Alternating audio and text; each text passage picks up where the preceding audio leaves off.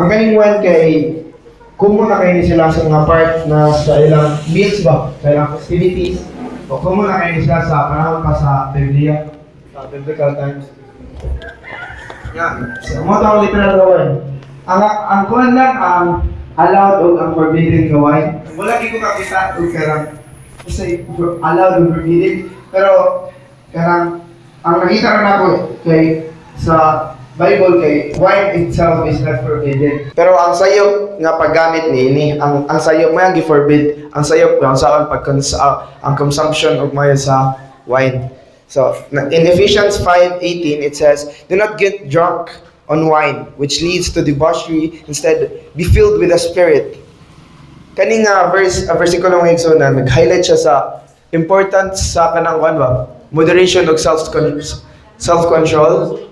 Muna, marang sabot, naka-highlight ni siya ng versikulo nga.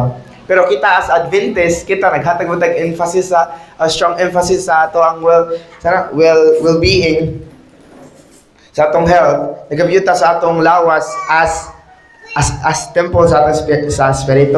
Nag-mention sa 1 Corinthians 6:19-20.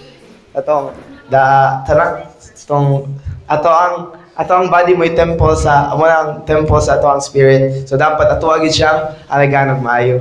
So as a Adventist. So mo lagi to kung ako kay baon sa kanang forbidden allowed and forbidden si Brother Jory Rigoro kung kung i-correct ani. So ang kwanta yan ang symbolical mo nang sabot. So maganda kung basag balik ang Revelation 14:8 it reads, and there is followed another angel saying, "Babylon is fallen, that great city, because she made of nations drink of the wine of the wrath of her fornication." Kani ang wine nga gi-mention diri mga igsunan, nag-symbolize siya sa false teachings og limbong nga makapalayo nato sa Ginoo.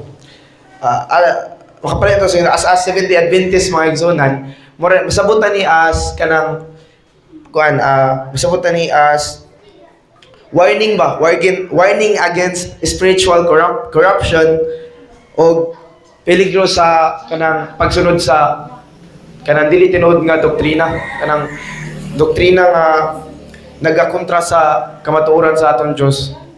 O sama sa wine nga makahubog sa atong judgment o kanang sama sa wine sa makahubog sa atong judgment, sama pud sa false teachings nga makapahawa nato sa sakto nga dalan nga gihatag sa atong Dios para nato.